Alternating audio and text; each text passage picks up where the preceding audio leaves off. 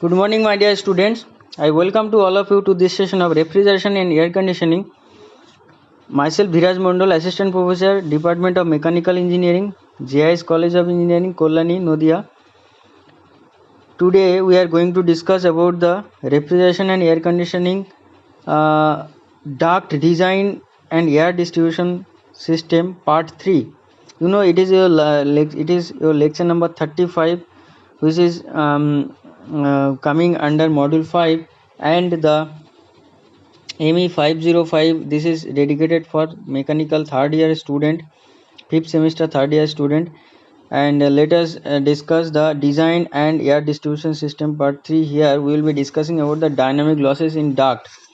You know, the last few classes we have discussed that what is duct system, what are the components, and what are the classification of the duct, high velocity, low velocity, shape of the duct was discussed, then aspect ratio was discussed. Pressure losses, we have seen that due to the friction, friction, there is some losses, pressure losses, and due to some dynamic loss of pressure occurs due to change in cross section of the duct, and also due to change in direction of the duct. Okay, so what happened, the last class we discussed about the frictional loss. Okay, loss due to friction between moving particle of the fluid and the interior surface of the duct, and it is basically occurs due to the length of the duct. Okay, so in case of dynamic losses in duct, they are mainly change in direction, that is due to bend or elbows, and change in area or velocity, that is due to the enlargement, contraction, suction, and discharge of opening dampers. Okay, so in flow through pipe chapter in your fluid mechanics subject, you have gone through that when the fluid is flowing, and if the particular pipe is suddenly enlarged or suddenly contraction in pipe, then what will be the loss of energy or head loss due to that particular enlargement, that is coming under minor head loss. And also due to some bend, if the pipe is L shape or T shape, whatever, due to some elbow section, there might be some loss of head due to the sudden the shape of that particular or the direction and the shape of the particular pipe. So here also it will be discussed that what is that means due to the pressure loss due to the enlargement of the pipe. You will see that in fluid mechanics already you know that if there is some pressure loss, that means there is some enlargement of the pipe, that means suddenly the diameter of the pipe is increased. So what happened at that time, the due to that enlargement there might be some loss of energy. Okay, so wherever, that means there is an enlargement in a duct run, the velocity of fluid decreases, there is a conversion of velocity pressure into static pressure. The increase in static pressure due to the conversion of velocity pressure is termed as static regain. Okay, and if the enlargement is not accompanied with pressure loss, the velocity pressure is completely converted into static pressure. In case of enlargement, in case the enlargement is accompanied with pressure loss, the increase in the static pressure or static regain is reduced by the amount of the pressure loss. Now if that means if I'm considering a particular enlargement of the pipe, then what we will see that if the area, your A1 AC1 PS1, it is the area, cross sectional area, velocity, and the static pressure at section 1, and by the help of the Bernoulli's equation we can say that the section 1 and section 2, if I am taking, then PS1 is plus PV1 is equal to PS2 plus PV2 plus pressure loss due to enlargement. Okay, so by next, if you are solving this problem in this solution and this equation, then we will be getting some losses. So what are those losses? That loss can be described as the PL. That loss is a CY 4.04 whole square mm of water. Okay, this is the due to the sudden obstruction, sudden enlargement. This is the loss. So the PL or PL due to enlargement, what is the losses? KR into C2 into C2 by 4.04 whole square. This KR is the loss coefficient, giving the ratio of the actual loss to the loss of sudden enlargement. Okay, so in case of contraction, if there is some contraction of the pipe, that means the pipe diameter is reduced. At that time, what will be the losses that we can calculate? So due to that contraction, we can calculate the C by 4.04 whole square mm of water. This is the due to the contraction. These are the losses which we can observe. Okay, now if there is some obstruction in the pipe, then also we will experience some losses. Now the general aspect of duct design, we can say, if for duct design, the major consideration in the duct design is that duct should carry the necessary volume of conditioned air space with minimum frictional and dynamic pressure losses, and still be economical in size. The duct layout must be made so as to reach the outlet with least number of bends, obstruction, and the changes in area. The area changes must be gradual where possible, and limited, so not more than 20 degree for diverging area and 60 degree for converging area. With rectangular duct, the aspect ratio of 4:1 and less is desirable, but in no case be made greater than 8:1. The velocity in the duct must be high enough to reduce the size of the duct, but low enough to reduce the noise and the pressure losses and economize power requirement. Okay, the duct should have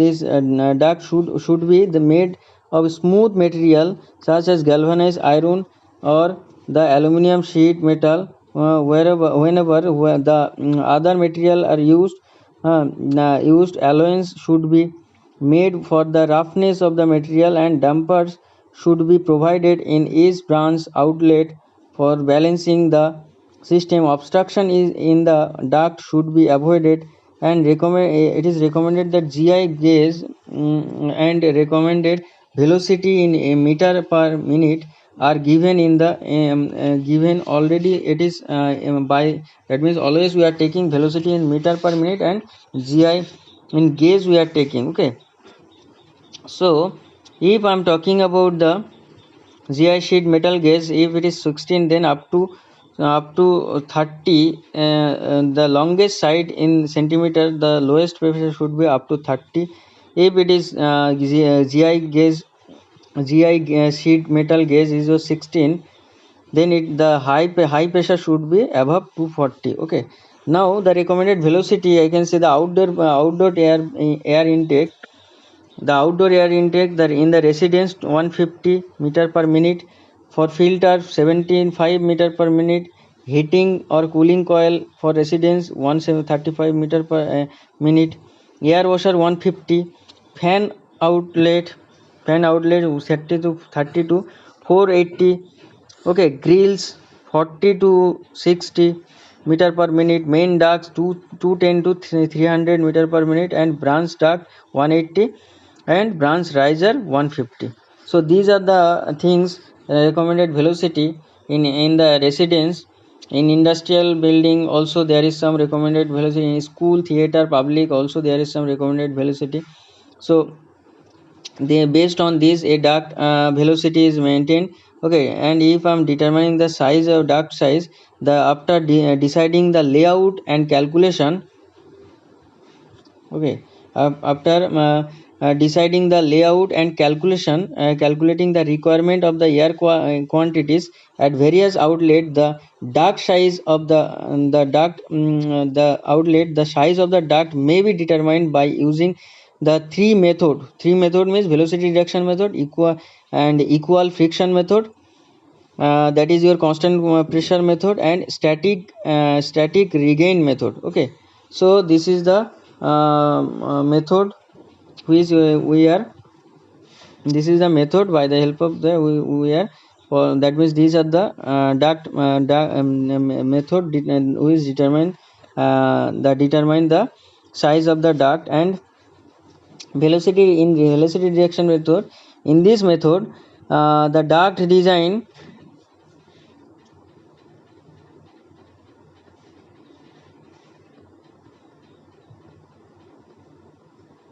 so the duct in this method, basically the duct are designed in such a way that the velocity decreases as the flow proceeds. The pressure drops are calculated for these velocities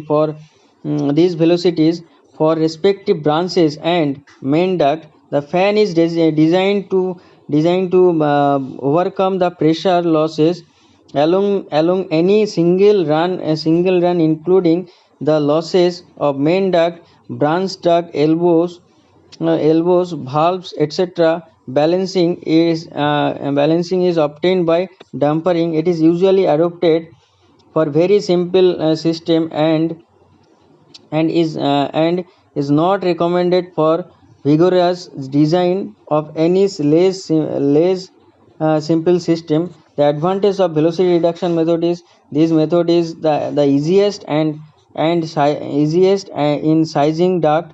The velocity can be adjusted to avoid noise. Disadvantage of this velocity reduction method is considerable experience and judgment is required in selecting velocity such as to make the system optimum is economy and power.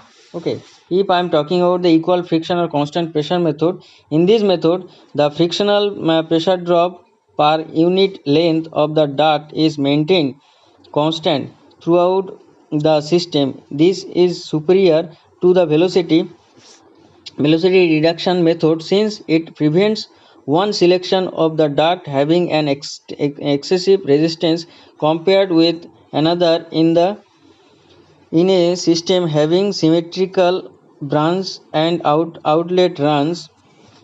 It use in the design of complicated system, particularly those with several units of widely different length and resistance, or with long runs with many grills is not recommended. Such a system will be difficult to balance since the method makes no provision for equidistant pressure drop in branches or for providing the same static pressure behind each outlet.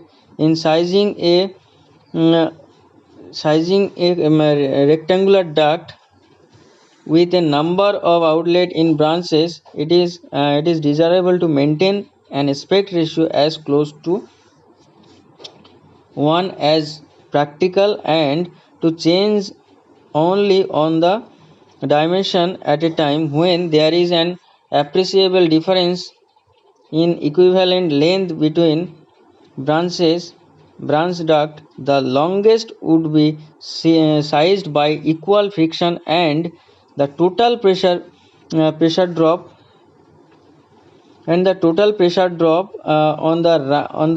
pressure drop of the run should be computed. Okay, the pressure drop between the fan and point of takeoff of the each of the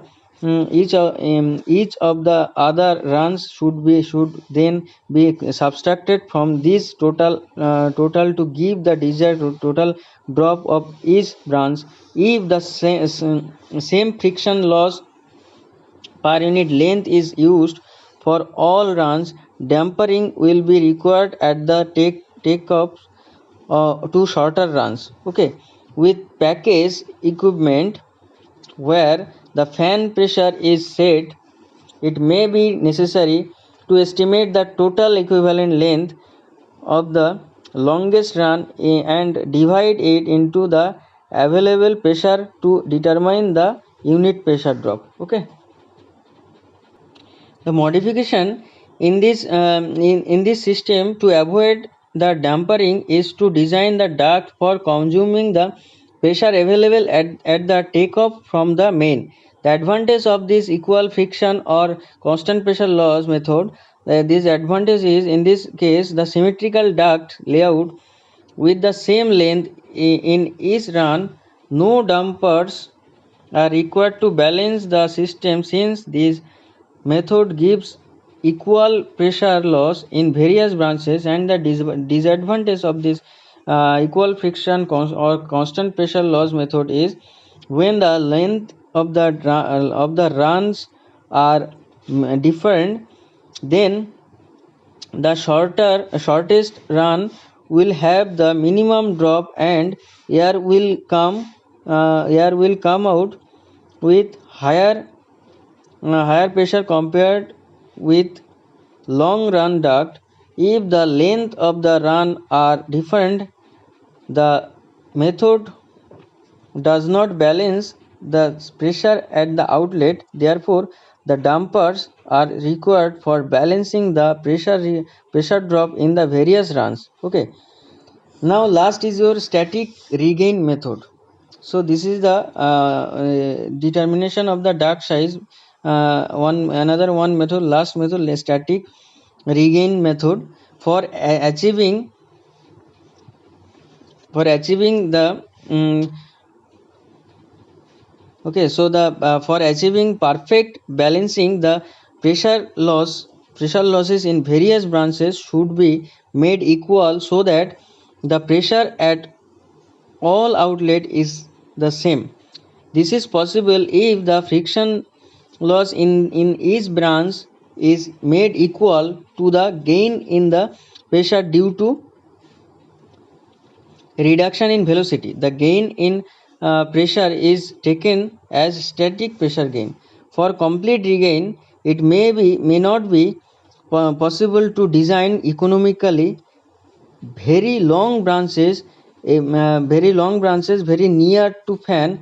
In such case, it may be sufficient to design the main duct for complete regain and provide some pressure at all outlets from the main duct. For branches, partial regain may be considered a good practice for a first few outlets from the main duct, so the same pressure loss is allowed in the beginning.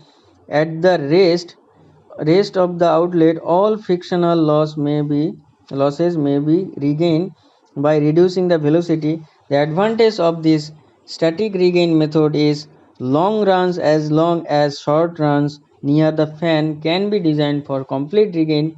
And number 2 is your it is sufficient to design the main duct for complete regain and use the same pressure at outlet of the branches.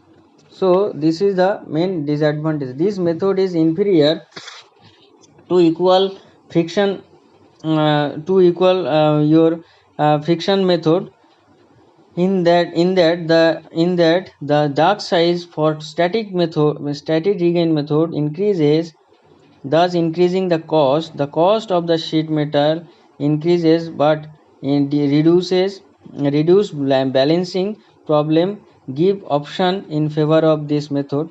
Now the system resistance and system in series and parallel we can discuss. So here basically the system resistance means when a single duct line consists of a different cross section, bends, expander, reducer, resistor, damper, etc. It constitutes a system of resistance in series.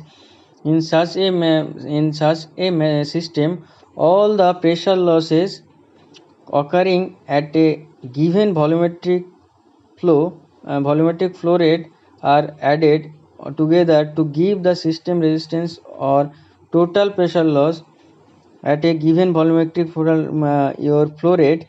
Since the frictional and the dynamic pressure loss is directly proportional to the velocity pressure, therefore the total pressure loss in the duct system, it can be written as PL is equal to K PV1 K1 PV1 plus K2 PV2 dot dot dot. Okay, and from this equation for this equation I can calculate the PL is equal to your system resistance at ZQ square. Okay, now the system, if it is series, then R equivalent is equal to R1 plus R2 plus R3 dot dot dot, and if it is parallel, then Q is equal to Q1 plus Q2 plus Q3, or it can be written as R equivalent is equal to R1 plus R1 is equal to R2 is equal to R3. Okay, now let us discuss about the here in this slide we will be discussing about the load calculation. So the cooling load estimation, the first of all you need to know the heat principle of heat transfer. Heat energy cannot be destroyed, and heat always flows from higher temperature reservoir to lower temperature reservoir, and heat can be transferred from one substance to another. Now the method of heat transfer, if I discuss that, so in the heat transfer subject you have gone through the method of heat transfer. So what are the method of heat transfer? The method, there are mainly three types of heat transfer method. One is your convection, one is your radiation, one is your conduction. So conduction basically happening by, you know that by particular a vibration, the one molecule and another molecule, if it is vibrating and the heat is transferring from one molecule to another molecule without transferring the without any displacement of the molecules, particular molecules. But in case of convection, what happened, the total media is displaced, and and one example of the conduction I can provide that if I am just heating up one metallic rod by the help of some lamp, then at first in the edge of the metallic rod we will experience some heat, and then if you are touching that rod in the other end, you will see that after few time, like 15 minutes or 10 minutes or 5 minutes, whatever, depending upon the material conductivity of the material, so you will experience some uh, heat in the other end, and that because of the conduction procedure that is happening. Okay, so conduction basically happening, and what happened that because of as the heat is added in the particular region, so and once it is heated up, then that molecules is trying to vibrate or trying to get disturbing, and then what will happen, that disturbance or that vibration, it is basically releasing heat to the surrounding or neighbor molecules, and that molecules again releasing heat to the neighbor molecules. That is why the conduction process is the heat is transferred by the help of this conduction process. Now if I'm talking about the convection process, what happen in convection process, the total mass, that means your, if you are just heating up 1 liter of water in a pan, okay, in an aluminum pan, then what happened, first of all in the bottom portion of the pan you will experience some heated water, but after some time you will see that heated water which is it is moving upward, and the cold water from the surface of the surface liquid surface, it is moving downward, because the heated water, it will be lighter than the cold water. Okay, so that is why the circulation of water will be there, and because of this circulation, the convection or heat circulation, the heat is transferring from one molecule to another molecule,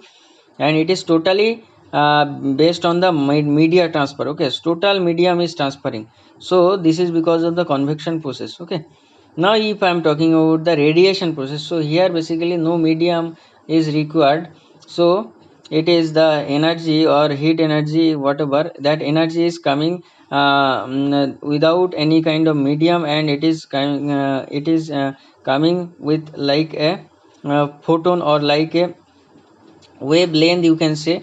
And the radiation, that means the when in the sun, the by the help of radiation process from the sun, the surface of the earth is heated. Okay, so one example of convection, radiation, all the example, all the phenomena of the heat transfer, taken place, it take place in the in boiler, in thermal power plant. Okay, so the example of conduction is the one rod, one metallic rod, you are heating up one metallic rod, and you will experience some heat in the other end of the metallic rod. Convection process, just in a metallic pan, you are just heating up water, so that is the convection. And radiation is the from the sun, the energy which is coming, that is come by the help of the radiation process. So in this method of heat transfer, you can see the cold air is coming in, entering into the system, and warm water is coming out of the system by taking the heat from the system. So everywhere it is, you can see the conduction. The example of conduction is given, here. Energy is transferred by direct contact. So there is some direct contact there, by the help of that energy is transferred. In case of convection, energy is transferred by the mass motion of the molecule. So total mass motion, that warm water or warm tea, it is moving upward, and so like this. And the radiation is energy is transferred by electromagnetic radiation. Very important, electromagnetic radiation. There is not any kind of medium required, okay, to transfer that particular energy. So by the help of the electromagnetic radiation, the radiation process is taking place. And if I am measuring the heat quantity, so 1 lb water is 60 degree Fahrenheit, that is your 1 BTU is equal here from this, you can see the 61 degree Fahrenheit, and 1 kg of water 15 degree centigrade. If you are taking 1 kilocalorie, if you are giving 1 kilocalorie heat, that is your 4.19 kilojoule, so you will experience 16 degree centigrade temperature. Okay, so this is the measuring of heat quantity. That means in 1 kg of water at 15 degree centigrade, if I am applying some heat of 1 kilocalorie, or energy, if I am applying energy of 1 kilocalorie, that is a 4.19 kilojoule, then you will experience some 16 degree centigrade. That means 1 degree centigrade temperature will be raised. So this is how you can say. And what do you mean by BTU? That BTU refers to British thermal unit. So British thermal unit, the unit of heat energy is imperial imperial system or LP system. The BTU is the amount of heat energy required to raise the temperature of all 1 lb water by 1 degree Fahrenheit. So by 1 degree Fahrenheit, 1 lb water, it is basically the heat energy required to raise the temperature of 1 lb water by 1 degree Fahrenheit. Very important. Now sensible and latent heat. Let us discuss about the sensible and latent heat. The sensible heat is nothing but the heat gain, the when the heat is gained by when in a substance some heat is applied, and if the temperature is gained, or if the temperature is increased or decreased, then we can say the sensible heat is added, or sensible heat is removed out from the system. But in case of latent, that means here there is not any kind of change of phase, only the the temperature is increased. But in case of say latent heat, the heat is basically the when you are applying we are applying some heat to the to a cup of water or glass of water, so we will experience that the liquid is basically the liquid is converted into vapor or gas, so the phase is changing. So the temperature is remain unchanged here, but the phase is changing. That means this is the process.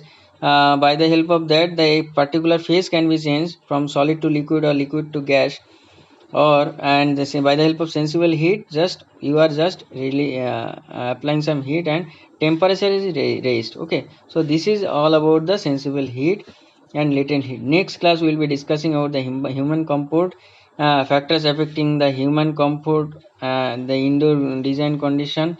Okay, load calculation and cooling load components, the time of peak cooling loads, example of office you will be seen. Okay, then heat conduction through surface, conduction through a shaded wall. Okay, U factor. Okay, all this it will be discussed today. Up to this, I hope it is clear. If you are having any doubt, you can ask me in the comment section. I will get back to you, and or you can follow me in my email ID dhiraj.mondol@jiscollege.ac.in. So today up to this, thank you for listening. Jai Hind.